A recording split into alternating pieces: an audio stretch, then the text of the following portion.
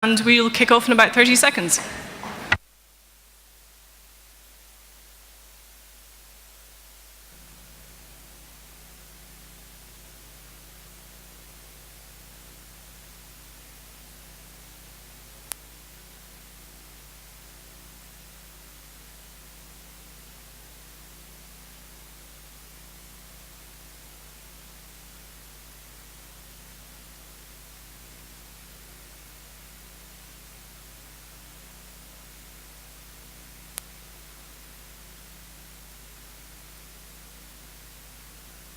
This is the workshop 96, yes? Yes, that's correct. This is, where are we? Where's our workshop?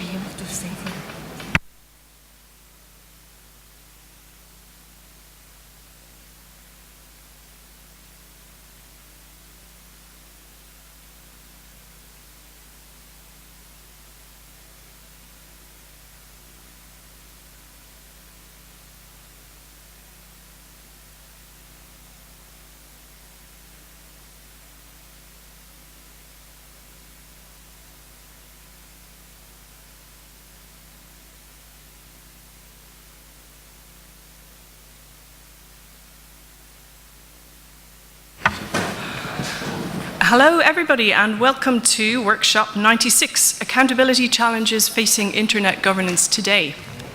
As some of you may have noticed, I'm not in fact Samantha Dickinson.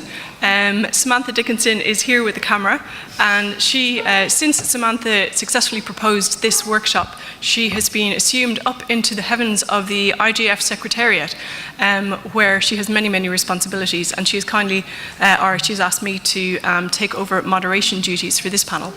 I work for Internet Communications in the UK. I'm an Irish citizen. I have been on the ICANN staff. I have worked for the World Bank. I don't think I've got any more particularly unpopular employers in my back history, but I have been in this area for about 15 years now, and so I hope I'll be able to pick up some of the themes and help move this discussion on in a really interesting way. First off, I'm going to introduce all of our panelists who are here, but I also want to encourage everybody. We're going to ask our panelists to speak for maybe 5 or so minutes each about some particular themes. But I want to encourage everybody to put up your hand, press the red button on the microphone, and get into this discussion. We're a nice sized room. We've got a lovely round table going here, and I know from having reviewed both the attendance list beforehand and from looking around the table, we have a lot of people with a lot of experience and views, which I think would be really fruitful and a lot of fun to share. So, in terms of our panel today, who we have? Well, the first person is Anne-Rachel Iné, who's sitting to my right here. Anne-Rachel is ICANN's Vice President for Global Engagement. For Global Government. ICANN, Vice President for Global Government. She works with Tariq Kamel in Geneva. And Anne-Rachel has been in this field for many years. She has been the Chief Operations Officer of Afrinic. Before that, we were actually colleagues on the ICANN staff together when Anne-Rachel was ICANN's Regional Relations Manager for Africa. So Anne-Rachel, you're very welcome. We also, down towards the end, we have Laura DeNardis, who is a professor at American University in Washington, D.C., and also a senior fellow of the Center for Internet Governance Initiatives. Laura has a book out this year on, the Global War for Internet Governance, which I've only just read the first couple of chapters, but I must say it's a massive eye-opener and a great read, very much recommended. Patrick Falstrom, sitting to Laura's left. Patrick is, where to begin with Patrick? Patrick is on the Root Server Advisory Committee of ICANN. No, if I got that wrong already, Patrick, maybe you should do your introduction. Thank you very much. I'm chairing the Security and Stability Advisory Committee of ICANN, and I'm also head of research and development at NetNode in Stockholm. Thank you very much, Patrick, and apologies for that.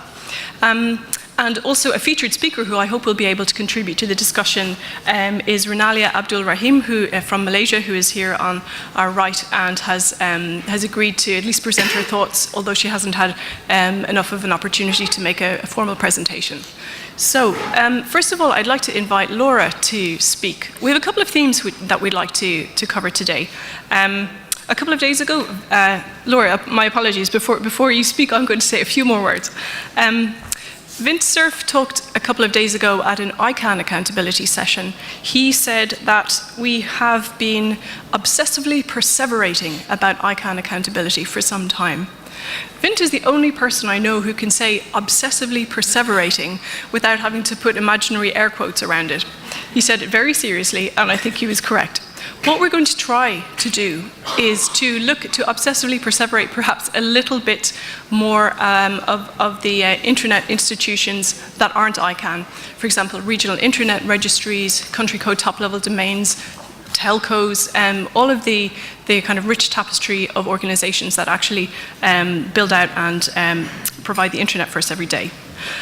When we talk about accountability, Sam Dickinson put together a really informative paper ahead of time, and she said on accountability, what you really want to ask yourself are 4 basic questions, to just bring it down to really brass tacks here. Who is accountable? How are they being held accountable? What kind of mechanisms are in place?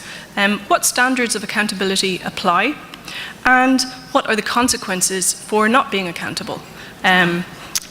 And so we also want to look at the kind of representation we have of individuals, of companies, of trade associations, of governments.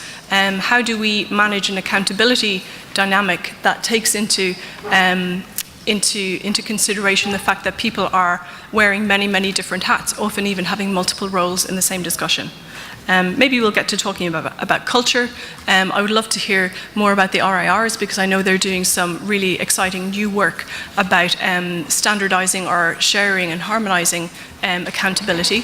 I just want to draw your attention to Adiel Akoplan, who's the CEO of Afrinic, has just come into the room, and Adiel has been really central in work across all of the RIRs globally to really try and put some words and articulate some kind of accountability for the RIRs. Anyway, Laura Dinardis, professor at American University, I'd love you to just give us some introductory comments, please. Sure. Good afternoon, everyone, and thanks, Maria, for that introduction.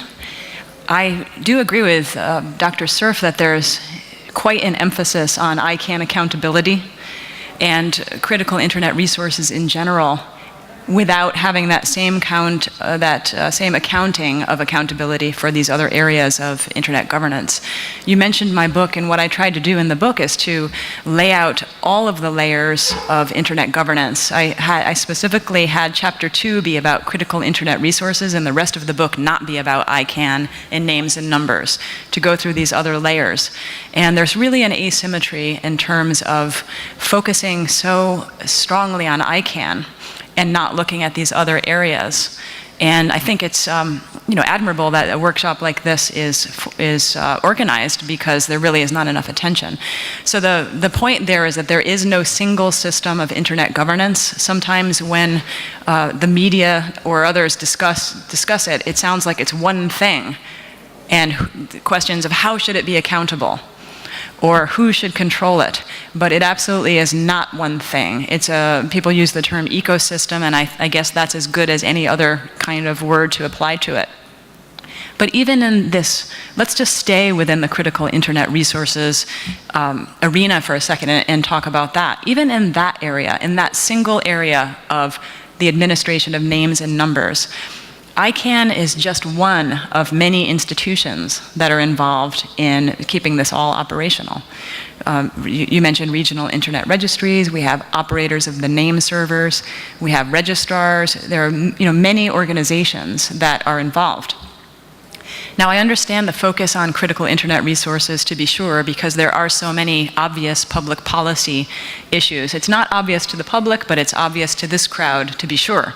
You have issues like trademark protection, what counts as free speech in domain names. You certainly have the issue of how to mediate tensions between territorial government interests versus global corporations. Best example of that, probably the .Amazon and the .Patagonia and the .Wine controversy. So these things are very obvious. And other important public interest issues that keep the internet operational, like the assignment of protocol parameters and the entire management and allocation of the internet address space. So these are really critical issues, and I understand that. But all of the other areas are critical too. And I often ask myself, what accounts for the intense interest in ICANN accountability and almost no interest in accountability across the actual entire ecosystem of management of critical internet resources? So even in that one issue, it could be a lot more granular and a lot more descriptive about how things actually work in practice, rather than focusing. It's appropriate to focus on ICANN, but I think it's also important to have reflexive credibility and to look at other areas. We can learn things from these other institutions as well, who have their own accountability mechanisms. So looking at the entire spectrum of institutions would be much more beneficial. But that is an area that is highly complicated institutionally, technically, and it's politically charged, as I mentioned. But again, the point to make here today is that really is just one area of internet governance.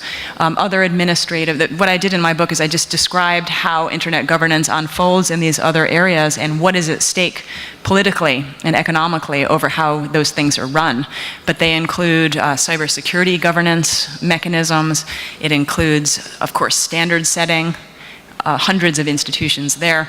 It includes interconnection agreements and other basic infrastructure systems. And I want to assert that it should include, for our consideration, the policy-making function of private companies who serve as the information intermediaries that determine the extent of our civil liberties online in their private decisions. So, and of course, the whole area, we could spend an entire day just on how internet infrastructure and the companies who run internet infrastructure intersect with intellectual property issues. So those are just a few examples of the layers, and all of these functions are points of control, just like critical internet resources, over the systems that keep the internet operational. So if accountability is important, I believe the motivation behind this workshop, which I was very thrilled to be asked to join, is that if accountability is important, then it should be important for all of these technical arrangements of power. The basic theme here, tying this all together, as I often say, is that arrangements of technology are also arrangements of power. And in the internet ecosystem, the arrangements of technology are brought to bear through technical design, through private companies, through government policies, through intergovernmental agreements, and yes, also through the institutions that are more on a global scale like ICANN. So all of it is important. So I think what I'll do is I will just leave it there by way of some introductory remarks and turn it back to Maria Farrell for our next subject. Thank you very much, Laura. You've raised a really interesting question, or a topic, which is the question of private sector accountability. And I think Patrick Falstrom probably has a couple of comments to say about that, maybe even in terms of telecoms and other internet providers. Patrick Falstrom, over to you. Thank you very much. I think we're looking at one of the reasons why the internet has succeeded is that from a technical standpoint, the intelligence in the network and the ability to communicate was earlier in the center and in the network itself. And it has now moved to a situation where we have a very stupid network, and instead we have the intelligence at the edge, at the end devices. that gives much more power to the end user. It gives the ability for the end user to actually create information, share information, and also produce services and set up services in a way that was not possible earlier. On top of that, we also, in the 1980s, in large parts of the world, agreed that privatization and market economy forces, which means introduction of competition on the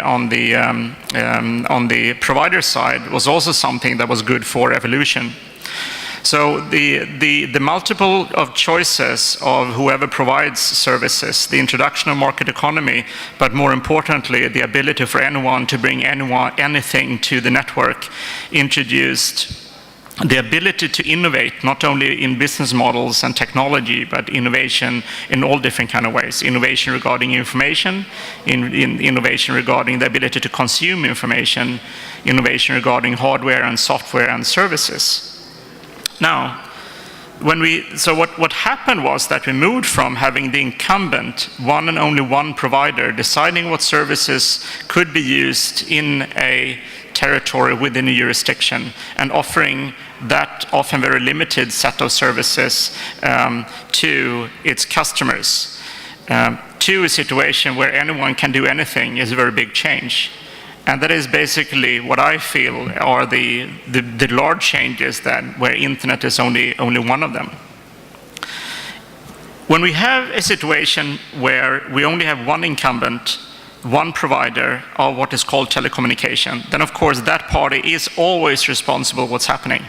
They're responsible for the service, the responsibility for the uptime of the service. You know who to call if something is wrong. It doesn't matter whether it's the wire, whether it's the radio, whether it's the service itself, whether the information doesn't reach the destination. You know who to call. You only have one party that is responsible for everything. Now when all of us bring whatever we bring to this thing, which happened to be the internet, but like I'm talking in much more general terms here, I bring some software, I write some software, other people create information. We have Wikipedia where anyone can edit the data. We have a multitude of providers of access that rent dark fibers as a wholesale service. We have a complete inferno of various providers of things. So, who is responsible for all that? I claim that we moved from a situation where we know who is responsible for everything to a situation where all of us and any of us that bring something to the internet, whatever we bring ends up being part of the internet, and we are responsible for that. And I'm allergic to all of those pictures and all of those discussions when people say, oh, wait a second, this cable, or I have a fiber cut and whatever, and that means that I cannot access the internet, okay? That's wrong. When you connect to the internet, whatever you connected ends up being part of the internet. So when you have a connection doesn't work or the wireless doesn't work, that's a fragmentation. So the various parts of the internet actually get separated from each other. And then the question is, who is responsible to repair that? Well, probably the one that brought whatever is keeping the communication up and running. If you bring your computer, if you write some software, and third parties are using that to attack other entities because you had bugs in your software, well, I'm sorry, you who wrote the software is responsible for that. So the responsibility, and because of that accountability, relies much, much more on each one of us. But too many people are looking for who is accountable to make sure that things work. And I think the general rule that we have to sort of think about is how much we are responsible for ourselves. And given that very often we are in a competitive situation, we are the ones that have to make a conscious choice when we are procuring something. Regardless of whether we are telco that buy wholesale services, we're end users that are buying phones or software, or we are public services that buy whatever we are buying. So that's where I think we need to start. And then, of course, there are certain things where we have issues like we have a single-sided market and we have dominant providers. It might be the case that in reality the market economy forces doesn't work. But all of those things are sort of exceptions from the model we are currently living in. We are not living in 1990 anymore. Thank you.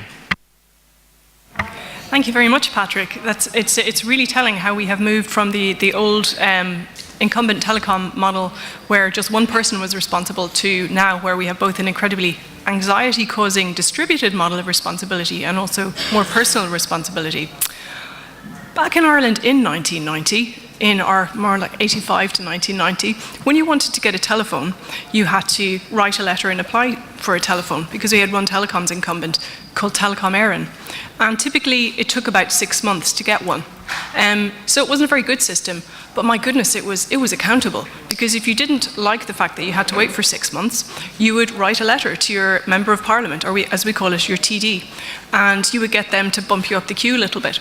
So it was incredibly inefficient, but it was also incredibly accountable, which is very, very different to where we are now. We've got all these distributed accountability mechanisms, and yet none of us quite knows how it works. There's some key parts of the infrastructure, and I think one of the ones that probably many of us don't understand well is the regional internet registries. So, Anne Rochelle, I'm going to put you on the spot and ask you maybe to explain a little bit about that, or to talk more broadly about your experience of accountability mechanisms. Thanks, Maria. Well, given that Adiel is on the panel also, I will let him let's say, dig down a bit more onto what is really specific to, the RIR work around what we had called the accountability to the community and corporate governance. I'm so glad Laura and Patrick talked about, the different layers, because the way I see it, and from my experience at ICANN and in the internet world, from the beginning, my take has been that accountability is at all layers. It goes from the user all the way to the technical construct that in one way or the other, be it ICANN, be it the RIRs, be it the operators, be it, as Patrick said, the one who operates the network that gets cut. And if I'm their customer, I turn to them for accountability. So accountability for me, I mean, when we go to the ATM and we get money, we make sure that we get our receipt in the physical world. And funny enough, when we go on the internet, as a user, we don't feel like we have to know what is at the back in terms of software or things like, is my antivirus updated? Is my OS updated? Is somebody going to be able to see my transaction? Heck, I think as a user, I am as much accountable of what I do on the internet as I can who actually provides me, the regular DNS coordination to make sure that the root is functioning, as much as the .com organization who is giving me, from whom I'm buying my domain name. So accountability, seriously, we have, I guess just because we've been, as Sam said, we've been so focused on talking about ICANN, we have not taken the time to actually push the responsibility of quite a lot of things back to the community also.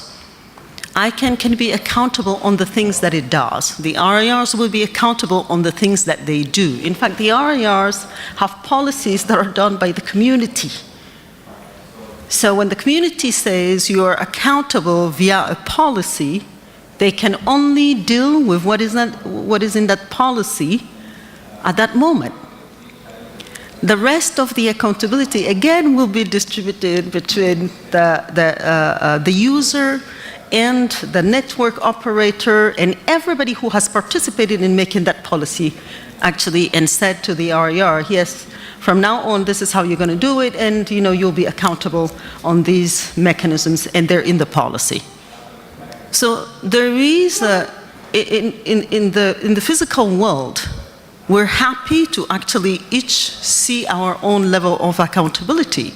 But funny enough, when it comes to the internet, I don't know if it's because the medium has been so easy to use, a lot of us have gone to the point where we've delegated that authority to somebody and think that, you know, they will resolve the issue for us when issue time comes, which is not normal. You know, when we go to these institutions today, and this is one work that Adea will tell you about that the RERs have done, it's about what is in the policies. You guys directed us to do this way. When, as Patrick said, when standards are done and people accept to use them, then they also should accept, you know, the accountability that goes with that. You know, it's about a network, but you have accepted to use a set of, you know, of devices, of software, and all of that, and then suddenly it's about, oh, somebody else has to take care of that accountability if there is an issue. So for me, accountability is really at all layers, and we have to stop thinking that, you know, the technical organizations who are behind the internet are the ones completely responsible for all of it, because when we translate basically what is in the outside world and what we do that we're transposing on the internet today, we definitely, you know, that accountability should also follow. So, and I don't know if I'm being a little bit controversial here, but I really wanted to make sure that, you know, for me, it's, yeah, this is it. Accountability is for everybody and at all levels, and we share that. So this is what I had to say. Thank you. Thank you, Anne Rochelle. Rousing words. Now, I'm going to be a bit difficult back with you. As the chair, I feel I should be a bit of a devil's advocate. It's all very well to talk about, you know, individual and community accountability, and I absolutely accept the sentiment. But I wonder if a lot of the anxiety people have around internet governance and accountability is simply that we know we depend practically for our lives on this technology, and we don't understand it. And also we know that there are so many intermediaries between us. You know, I've got my ISP, I've got my browser, I've got the backbone provider, all of these people that I'm depending on to get my messages, perhaps without, you know, being interfered with, or just from A to B. And I don't even necessarily know how they work. I don't have a direct relationship with them. And, you know, so from that point of view, I think probably a lot of the anxiety and worry about accountability comes from that. Laura, I saw you putting up your hand. Had you a contribution to make on that? Laura Dinardis. Yeah, just a quick point. I certainly think it's, you know, the distribution of accountability is a very important point, and I understand it, including user accountability but I feel like that is primarily in the area of content, and the content that we provision online or access online. If you look at the systems of internet governance, I really believe that end users don't have any idea what they are. They don't see them. You know, even my students who are doctoral students, they see their iPad and they see the content. Like in the United States, we're watching a show called House of Cards right now. Everybody, they don't see, and they think the internet is a cloud. So they don't know what an IP address is, they don't know what a regional internet registry is, they don't know, and even where they can see mechanisms of governance, like the terms of service, I have them read them in my classes, and they don't read them normally. They just check, I agree. And I suspect that some of us in this room sometimes do that too for expediency. So while I think it's a very important point to make and I agree with it, I believe there are also limitations about the knowledge that end users have about systems, which is part of our role to educate them, and also their ability to enact any kind of change within the internet governance system, with the exception of content that they themselves provide. Thanks, Laura. Yeah, I think putting a slightly academic hat on, I would say we suffer maybe from information asymmetries and also from differences in power. So not everyone can perhaps extract the amount of accountability from internet providers as they might like. However, before I bring you in, Patrick, I want to ask Adiel to tell us a little bit, because I think there's some important work that is going on with Adiel Akablan and Afrinic. They are doing work to try and make some of the accountability of RIRs more open, more transparent in the RIR governance matrix. So, Adiel, could I ask you to tell us a bit about that? Yes, so I will talk about that initiative of RAR, I would say cross accountability and then accountability observatory framework. As RAR, we are one of the community in the ecosystem that since the beginning have put a lot of weight on the bottom-up process in terms of defining our policy. So the RAR system is basically and mainly based on policy development process where the users and the users of our service are core and central to our operation. So they define the policy and we are accountable to them. If we do not apply the policy, they have the right, because one, they have a membership agreement with us, this is the membership accountability. Secondly, what we do have a direct impact on the stability of the internet. So if it doesn't work, there is a direct way of questioning what we are doing through our policy development process. What we have started doing to make this more visible, because it is not obvious for people to understand what are the accountability mechanisms and how to get involved with that. We'll start by doing a survey among all the 5 RAR to kind of know and understand what are the accountability mechanisms in different areas. Accountability practice, transparency, how do we deal with those things, how the accountability framework is evolving. So the result of that survey has been now published. It is something that everybody can consult with the different area. That work will be moved to another level now, where we will do an analysis of that framework and see what are the common practices, what are things which differ from one region to another, because again, accountability may have some regional diversity there, cultural diversity there, and that has to be taken into consideration how those things are addressed.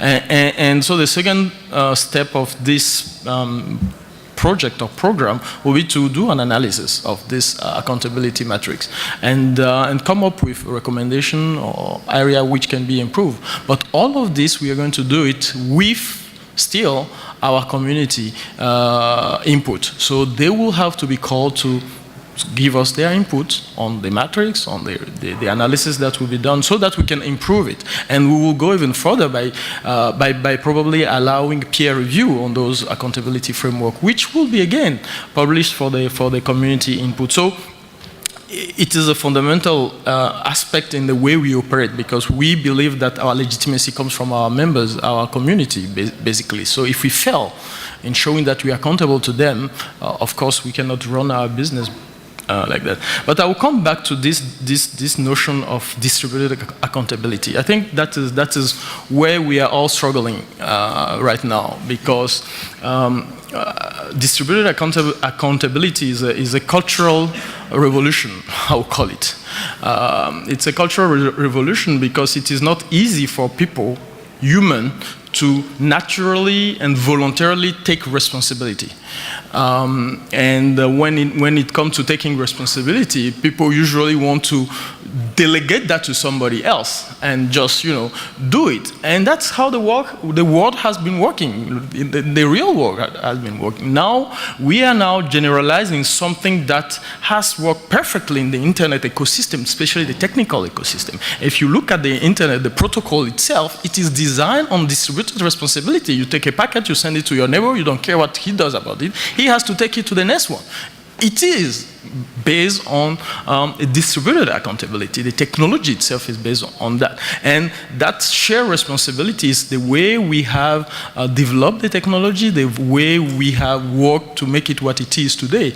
Now, we are asking people, users, to now start taking their responsibility using that technology. And that's where people get lost and say, hey, we are not used to do that. We have other people who take the responsibility and we just use, or it is the government to take that responsibility, they take care of us and we are just here. But so changing that mindset will take time and will require a lot of capacity building, a lot of effort in helping people want to understand this new environment of internet governance where the responsibility are distributed, and secondly, help people understand what is in them for them to be engaged into internet governance.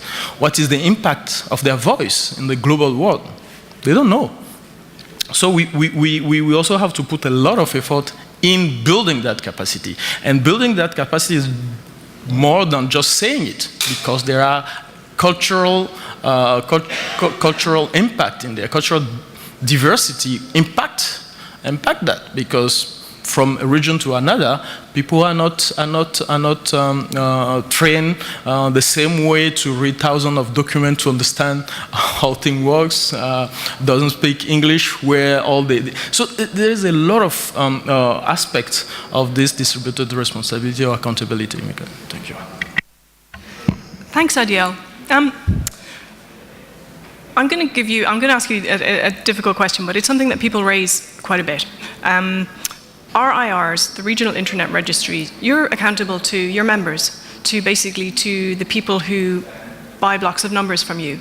And so you're not directly accountable to internet users. Let me give you, and I'm sure you've got a very good answer, but let me give you an example of this. Let's imagine I live in Cairo and I, have an IPv4 number from, ultimately from you guys, but I got it from my ISP.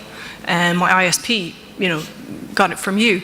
And let's also say a Google comes along and says, hey, Afrinik, I want to start pinging your database because I want to build up a nice kind of regional, geographic distribution of IP numbers. And let's say, and I'm back, me in Cairo again now, and I don't, for some reason, for whatever reason, I just don't want that. I don't want to be in that database. I don't really have any recourse, do I? How does that work? I can tell you that you have a recourse.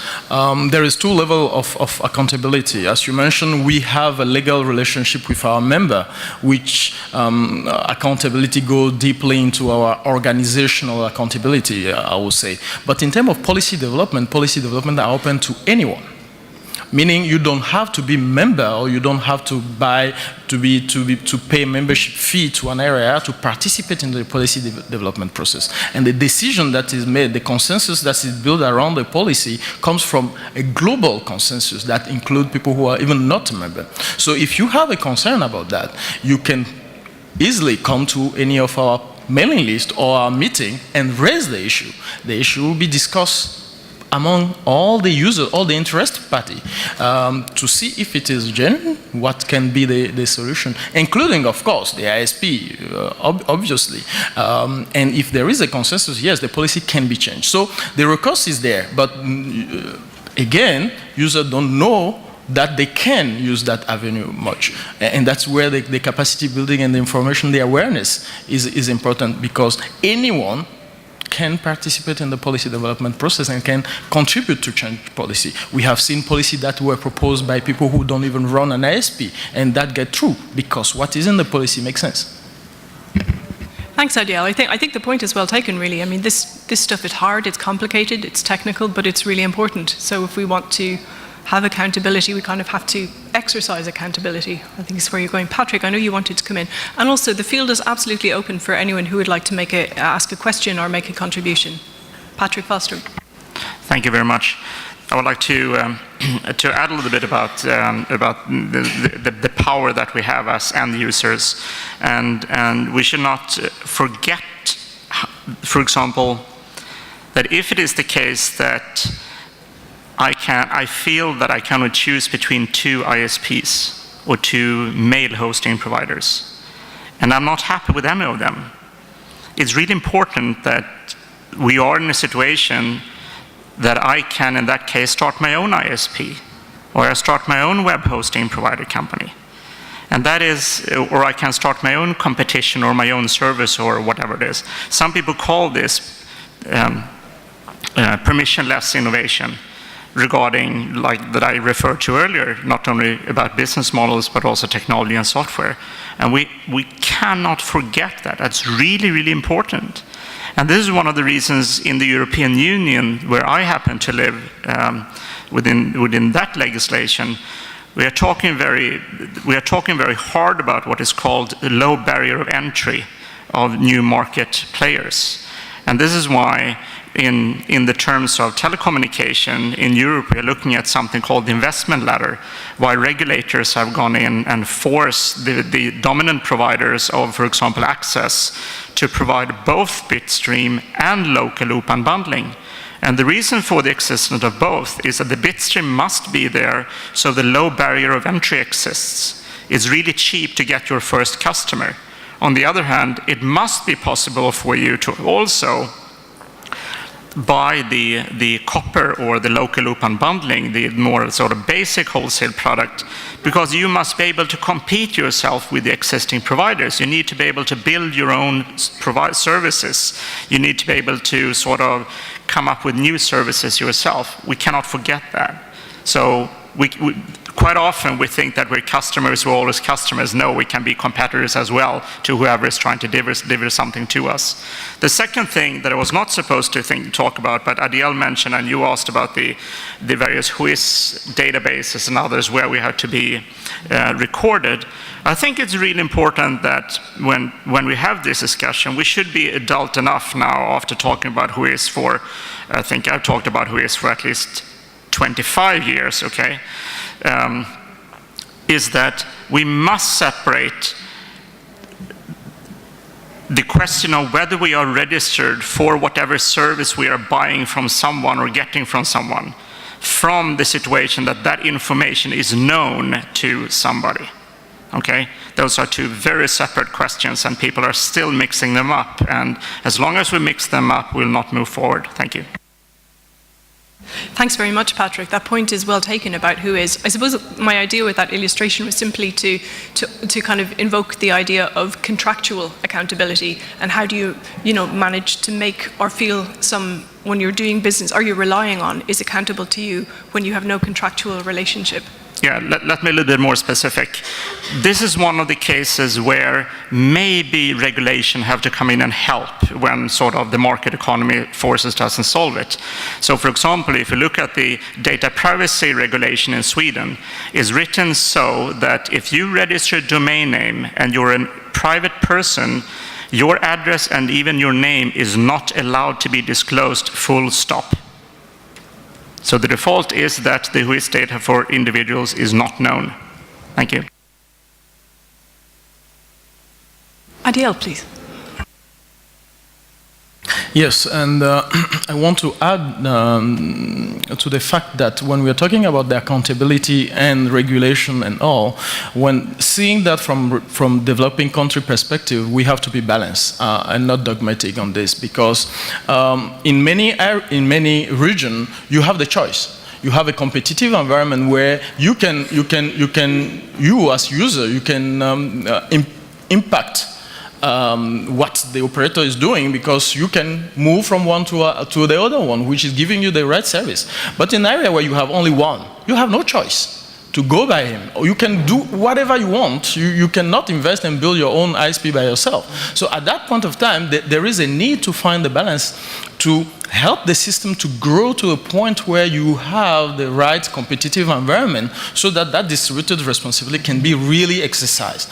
We have seen a situation like that in many countries in our region, for instance, where the ISP will, ask end user to pay enormous amount of money to have their own IP address, to use their own IP address, where they are not getting at that cost from us. They come to us, well, we direct them to the best practice. This is how you should do it. But they have nothing forcing them to do that, because that is their business model. And that can only be solved in the local context, where people who can help through persuasion and through other means, local ISP, to do the right thing. And that is also important. That's where raising awareness and training or helping regulator and policymaker in country is very important as well, so that they understand what needs to be done, because the competitive environment does not exist everywhere in developing country. Yes, choice is a luxury we don't all have. Martin Boyle, please. Yes, thanks.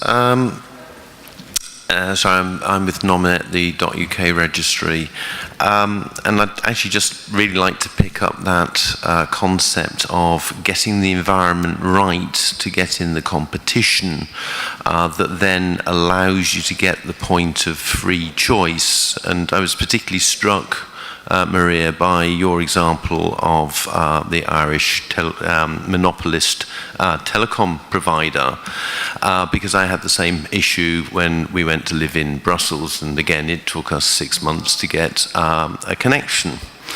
Now, I don't know whether it's improved in Ireland, but I believe it has improved in Belgium, quite simply because you open up the market and you then also put in place good regulatory practices at that level. And the interesting thing about a regulator is that the regulator is supposed to work on behalf of the consumer. You know, that's his role. And he very often sees his role of making sure that there are special rules that allow virtual networks or people to be able to lease lines and the rest of it. Because I'd actually go back and say that Telecom Éireann, if that was the right name for it, was not actually accountable. It was particularly not accountable if the way to get up the queue was to write to your MP. You know, that in my mind is completely and utterly shocking. And yet, I am aware that that is the environment that a lot of places work.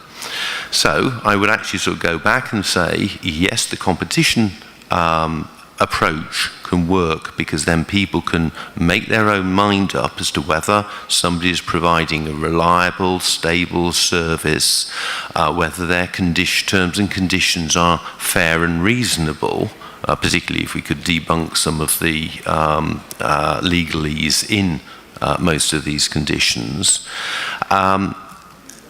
And if they find that they're not getting the service, go somewhere else. And very quickly people actually do become much more accountable. Thanks. You know, I'm going to tell you another tale from Ireland. And this one is about, my father is now retired, but he was a surgeon for many years, and we have a public health system, and so often there were waiting lists for operations. And my dad used to get letters regularly from MPs whose constituents had asked them to help them get up the list. And the MP would say, "Dear Surgeon Farrell, can you please look after this person and operate on them as soon as possible and put them to the top of the list." And my dad developed a very, very good response to this. And his response was, "Dear MP, I will be delighted to put your constituent to the top of the list. Please also be aware I will be writing to everybody else on the list to tell them that you have caused them to lose their place on said list." So yeah, there's accountability and there's dysfunction, and I think we can all agree there's a big difference to be drawn there. Martin.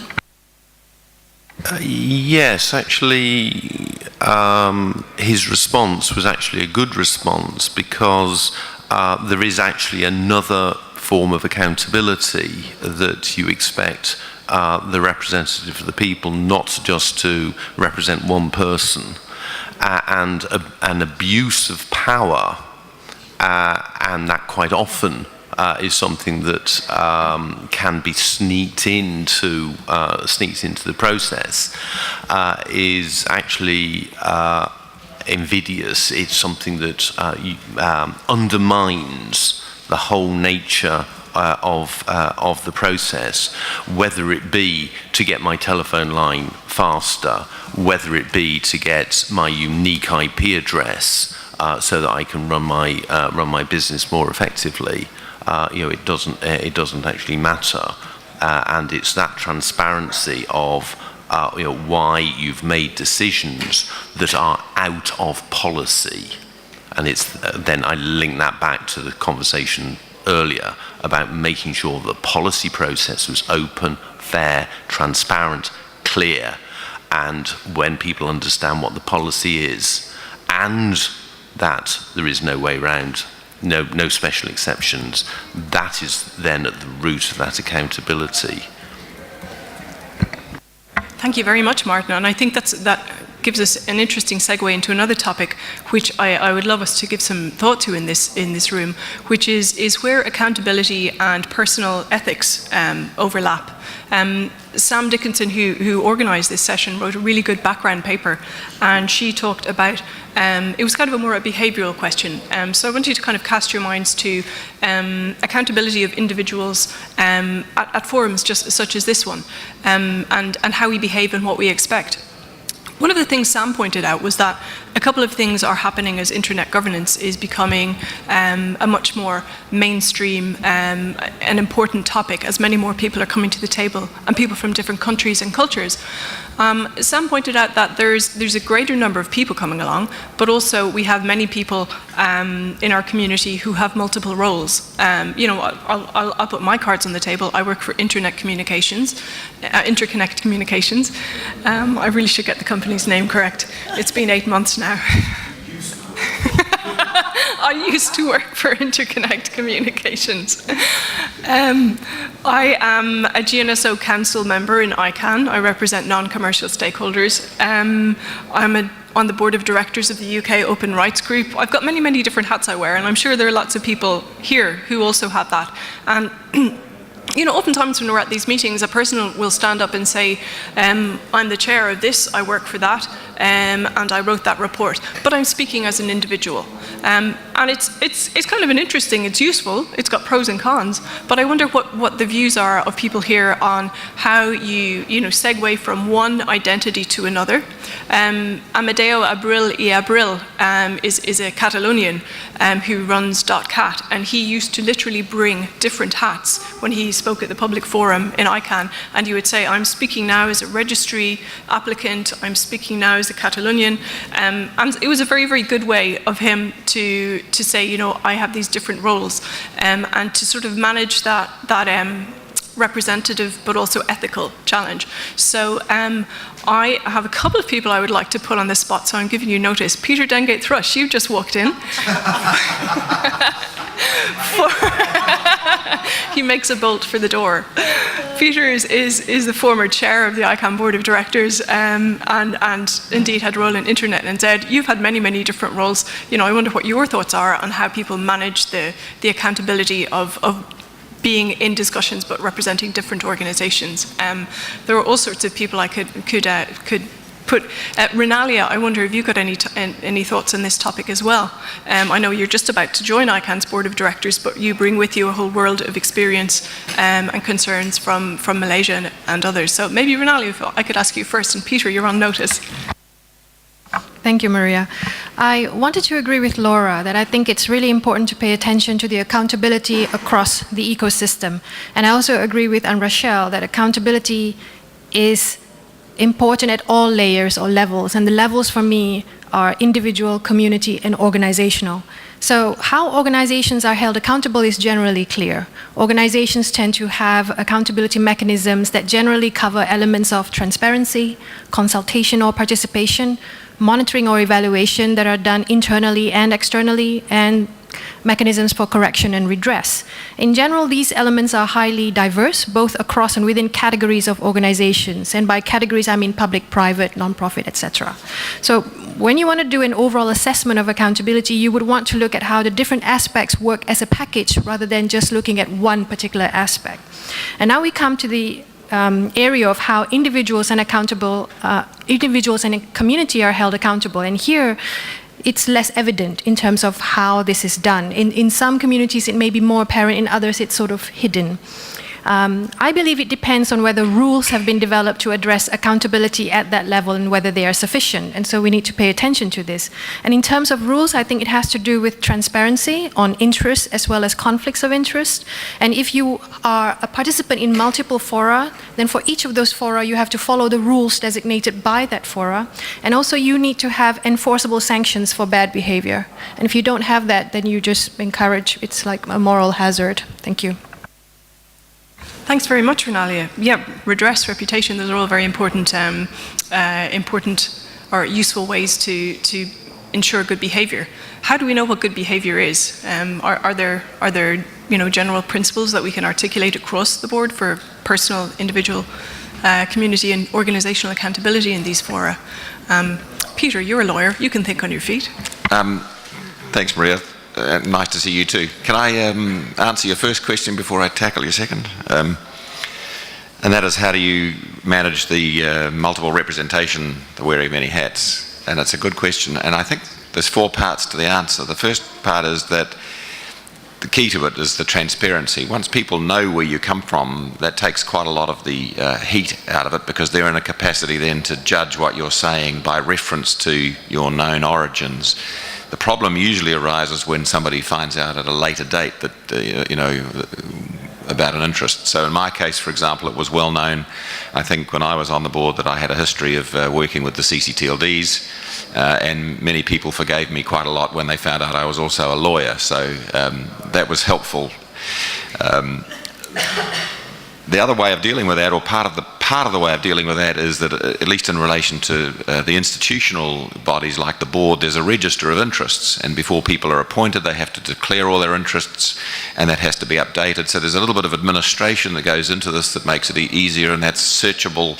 People who want to find out what the interests of the chairman of the board are can go to a place and find out. I think the other step is that when people are talking, they tend to announce what capacity they're talking in, and very often people will go to the trouble of saying, I'm a member of the council of this, but I'm speaking in a personal capacity.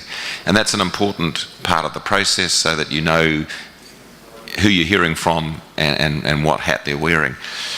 And then the last element of it is the conflict of interest policy that all of that ICANN has as a whole, and I think that then the board has its own special conflicts policy. And this is, again, a very carefully drafted set of principles and practices, because it's impossible in something that is industry-led, and that's part of the focus of ICANN, is to be an industry-led body, to not have people from industry involved. And for example, when I was chairman for a considerable period, my vice chairman was from the registrars, Bruce Tonkin, and the registrars contribute a substantial amount of money from registrants through their books to ICANN, and as a consequence Bruce would have to not vote on many issues affecting the finance. So those are parts of the answer. It's something that I think a lot of people have given quite a lot of thought to, and have created institutional and procedural processes to try and deal with it. Are they perfect? Probably not.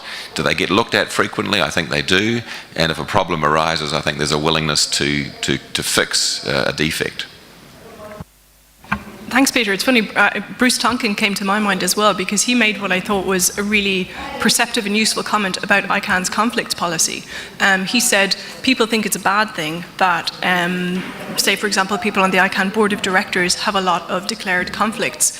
And Bruce basically said, I think it's a good thing. That means the conflicts policy is working. We know where everyone's coming from and we know who they are.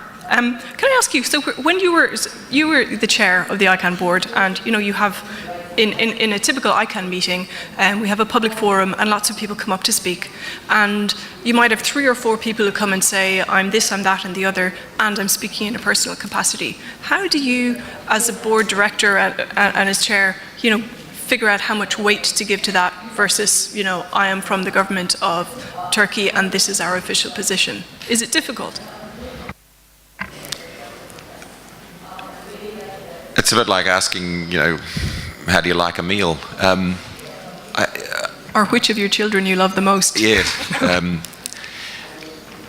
Personally, I can only speak personally. I found that I tried to listen to everybody and take down the filters first and hear what they had to say, and only later see if it made any difference. In other words, I tried to put aside most of the considerations. Actually, the first job, because you're getting such a lot of data, is actually make sure you are hearing what they're saying, rather than worrying who they are or where they're coming from.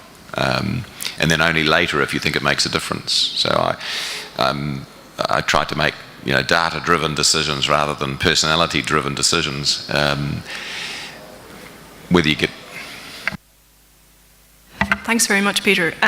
Patrick, I am going to put you on the spot. I have a question from John Curran. I'm just going to read it out because I think it involves you. John Curran is the CEO of ARIN, the American Regional Internet Network. That is correct, the American RIR, and he is on the remote channel. Okay, so John Curran, CEO of ARIN, says, on the topic of managing roles, I would like to hear from Patrick regarding the IETF's practice, where everyone is generally participating as an individual. Patrick, John asks, do you feel that weighing input based on its merit, rather than the speaker's hat, is a good practice? Aside from potential for conflict of interest, does a speaker's hat even matter? Very similar question. We'd love to hear what you think, Patrick. I think that the most important difference between the process we use in the ITF and more traditional historical standards organization is that ITF primarily is a meritocracy and not a democracy. And that's a very big difference. So the primary goal of when you evaluate input to the ITF and similar processes is the proposal itself. That always wins. Now, in a traditional democracy, there is of course sometimes hard to differentiate between real interests and when there is lobbying behind and money, and that's why you need transparency and various rules and various jurisdictions. And the same way, of course, in the ITF, we are also using similar kind of mechanism requirements for transparency regarding, for example, affiliation and it goes with everything from having the mailing lists open, transparency for the various appointment of people, and to also the requirements regarding intellectual property and management of licensing, where unfortunately it has not been possible to reach a generic agreement on how to do with licensing for the standards and ideas that comes up in the ITF. So this is something which I think is good that it is discussed in ITF and other fora, and there is much more to do there. And I encourage people that are specialists in this topic and not technologists like us who are in the ITF to continue that discussion, because I still think we don't really know how to design the best system. But so far the ITF works also because compared to, for example, normal treaty organizations with members by their membership is bound to implement whatever is coming out of it. It's also the case that whatever is coming out of the ITF, people can use it if they choose to. So also the competition between standards organizations is sometimes very fruitful. Thank you, Patrick. I know David Cake wants to come in, but I'd like to ask you just a quick follow-up question. My perception, perhaps wrong, is that the IETF runs almost on a reputational model, in that if somebody doesn't declare or is unaccountable in some way, that their reputation suffers, and that is a sort of a social sanction. Are there any other sanctions that come up if people sort of misrepresent themselves in any way? There are no real sanctions, and as I said, that's not really needed, because in the ITF and that process, we never say no to anything. It's the other way around. To be able to move forward, you need to say explicitly yes to things. So if you compare, for example, the ITF, it's very, very hard to say yes. The ITU and ICANN have very hard problems saying no to ideas. So you can see those kind of general differences between the organizations, and because you don't really have to say no to someone. So sanctions is a little bit hard to talk about. And at the end of the day, if you write a standard, and I actually have 2 of them myself, which I'm an author of, and people don't like it, they don't implement it. It's not harder than that. Thanks, Patrick. Again, I mean, it's fascinating to learn. I wonder, in a sense, in an organization where you have effectively depoliticized much of the, the qualitative comparison of whether something is good or not, you take away the motives and purely look at the work, that it's a fantastic model. I do wonder if that's something that can be as equally well applied in far more political environments, where the ideas have to be compared and discussed on their merits, but it's certainly useful. Carlton, why don't you come in straight away, and David, then I'm going to let you in. Carlton Samuels. It really does.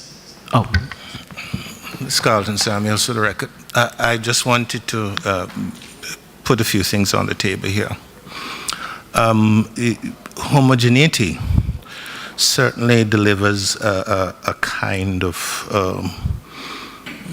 uniformity of spirit and output, but you have to look at participation also.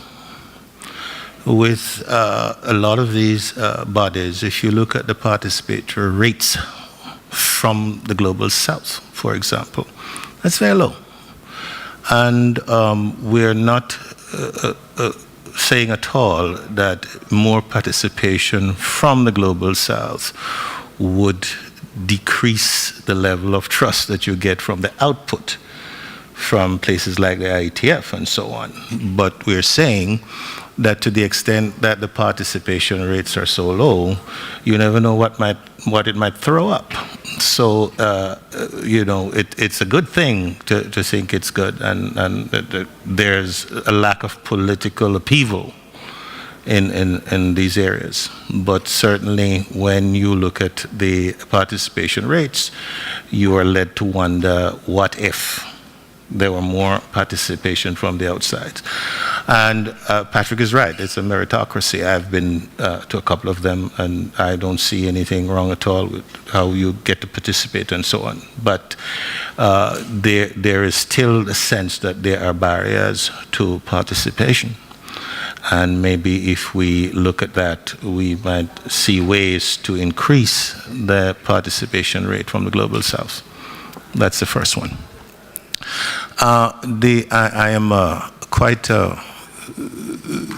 intrigued by the lack of recognition that the legal framework, the legal existence of these organizations does allow for legal intervention as part of the accountability process. So, for example, if you had a problem with an ICANN decision, you can go to district court. You can actually go to district court and dispute a decision. That in itself is a good thing, but it also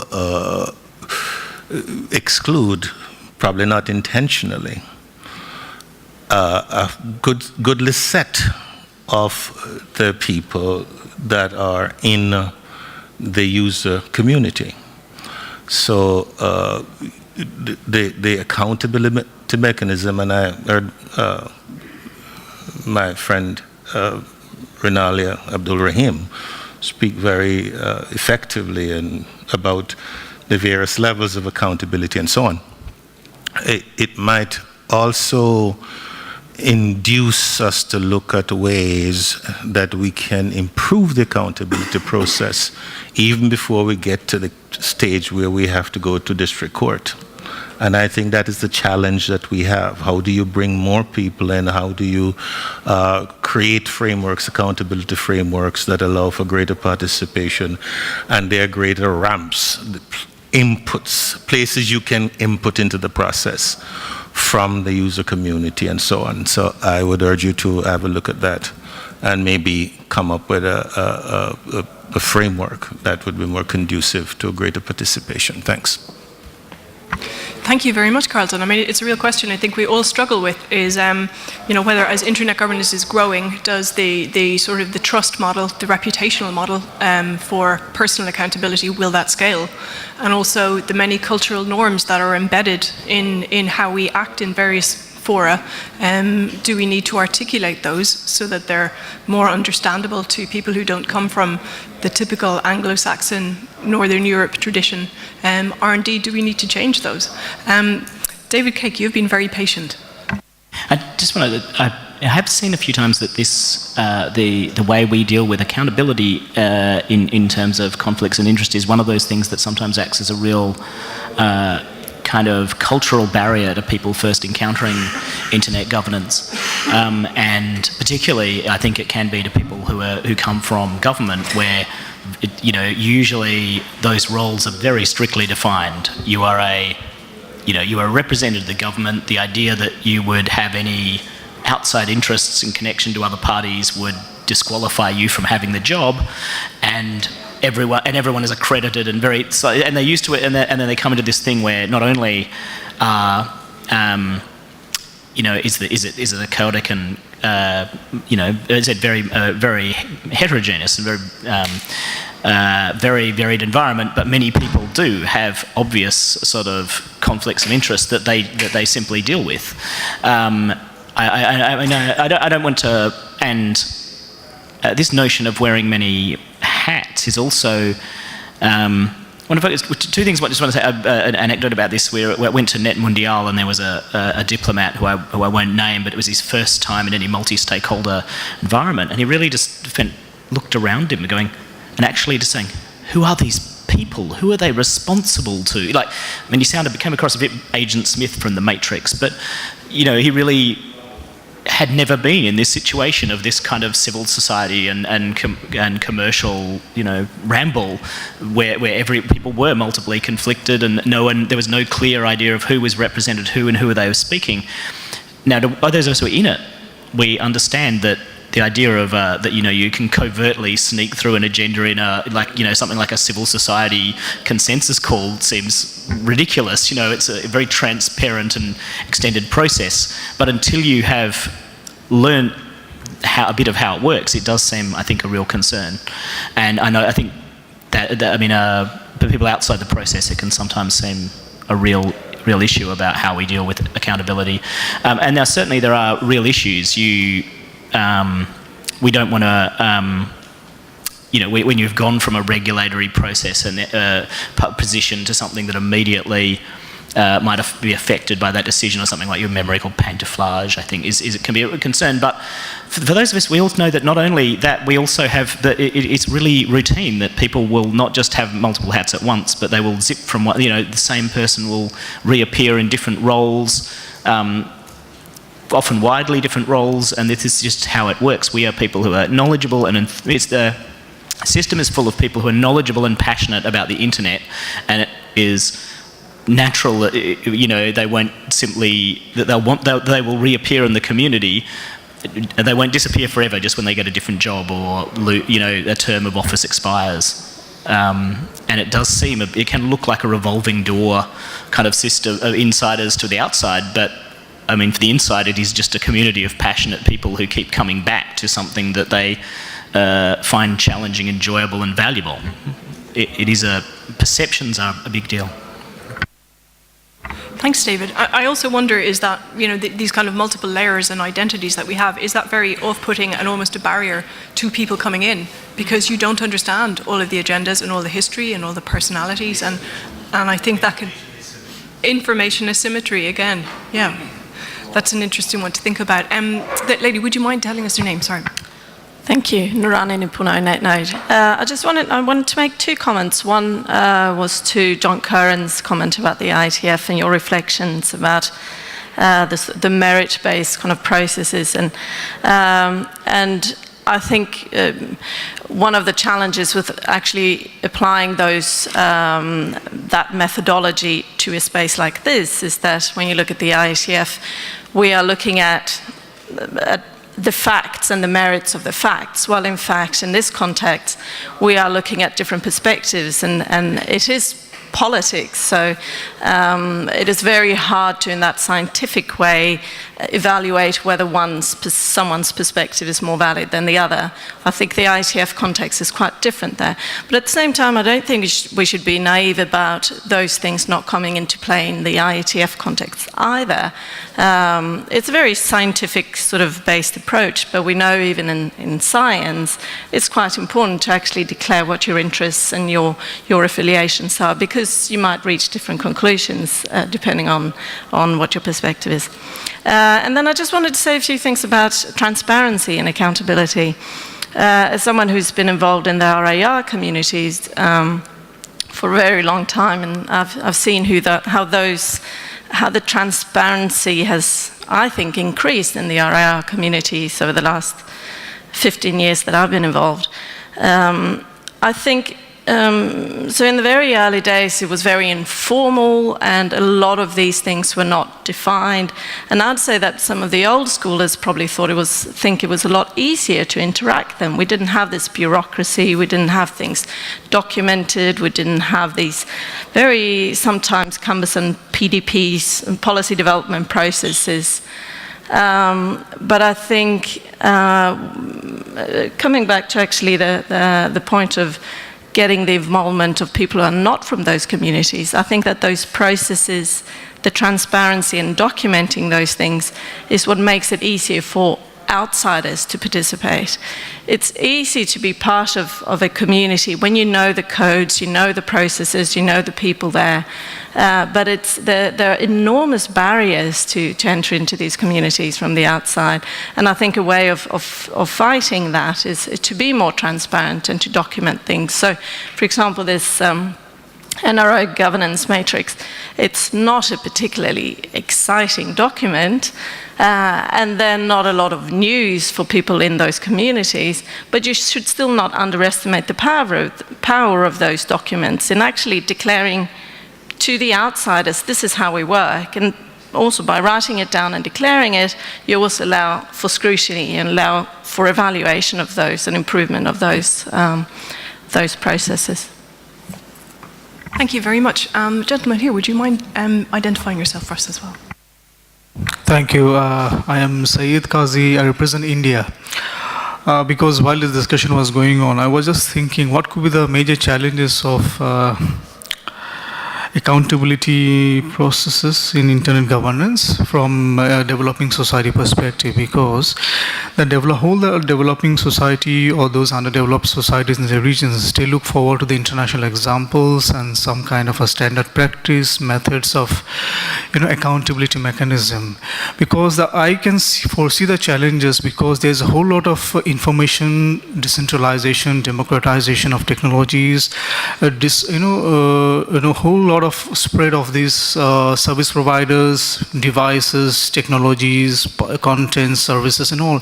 So for a country like India, of course the size is 1 billion plus population, along with so many also, of course there's competition going high about service providers and all. So what kind of accountability mechanism we should also need to have? Whom do we look forward to that in? Because of course the country will have its own policies and frameworks to be devised and adopted. Of course we have this Telecom Regulatory Authority of India, TRAI, that regulates the service providers and all. And of course, sometimes we can see also the courts coming into the, in the need of, adjudicating the issues, consumer courts and all. But the larger issue of social accountability is also, it's missing in a country like India. How do we look at that in solutions? So perhaps while we are sitting and discussing this IGF and also the next year offers a crucial time for the IGF to look about renewal and all. So probably this accountability challenges and the issues and the structure and the method at global level and then at the national level, because when at the global level we have a strong method and a practice of a structure laid out, then only probably the national governments can also look forward to that as an example standard practice. Otherwise, imagine in the next 5 years, the whole of IT scenario, ICT scenario, internet scenario, and those is going to expand, it's expanding very rapidly. So how do we, instead of getting into chaos in the next 5 to 10 years, how do we look into some kind of solutions at international level, and also strengthening the capacities of the national governments and the nation states to adopt standard practices, of accountability. We're taking into account the 3 triangular aspects of accountability layers, as you have also, many of the speakers have mentioned, at international, the national accountability, also citizen accountability things. So some kind of model and methods, certainly we are looking forward where we can adopt, we can learn from each other and all. International level, then at the strengthening the capacity at the national level also. It's very challenging. I can see the challenge. Thank you. Thank you very much. I think that's an extremely useful comment to help us start wrapping up. Because listening to you, it occurs to me, and to the previous speaker, I mean, we really need to boost accountability. We need to start articulating these norms of involvement and participation so that more people can be effective and can be involved. We need to document the processes, do the hard work to understand the technologies, and that it sounds hard and difficult, but it's really clear that we need to do all those things. We need to build capacity, as Anne Rochelle was saying, to build the community so that people can exercise their accountability muscles, and we need to take responsibility for as individuals and communities. I wonder if I could we've got about 3 minutes left, so perhaps a minute each for. Edmund, I was hoping we might hear from you. Edmund Chung from .Asia, please come in. hopefully not taking all the 3 minutes, but I think the last topic that we circled around, Edmund Chung here from .Asia has mentioned, about wearing the multiple hats. I think, I personally, I guess, have a little bit of experience about that, being, operating .Asia as a GTLD, and we help, I'm on the ALAC for ISOC Hong Kong as an ALS, and we support some other ALSs as well. And we also operate the .mo registry for, as a CCTLD. One of the things I think part of what Patrick just mentioned, I think is very important, is we are really not talking about a democracy here. And when we talk about internet governance and multi-stakeholder approach, including where ICANN is, not to say that some of the processes should not be democratic and representative in some form, but we're not talking about it in a sense, especially not in terms of a voting mechanism in terms of when we talk about democracy, because a lot of things is as mentioned, merit-driven, and when we talk about consensus building, is really less of a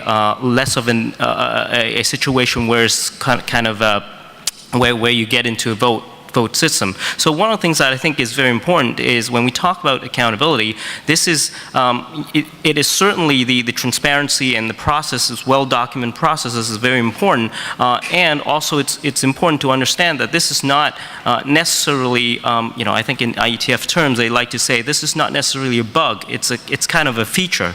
And one of the things about the multi-stakeholder approach is to be able to understand the other stakeholders and actors who actually have different hats can also bring that kind of perspective to the discussion. So I think this is one thing that we really need to think about. And finally, I think one of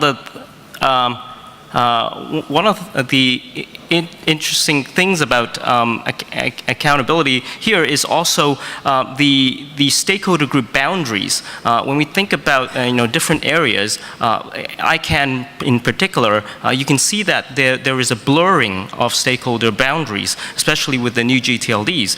You have registries and registrars, you have governments becoming registries, you have ALSs or different actors that you can see that the constituency boundaries, like the brands, the constituencies and stakeholder groups boundaries start blurring. How do we then think about what accountability means, especially with multiple hats on?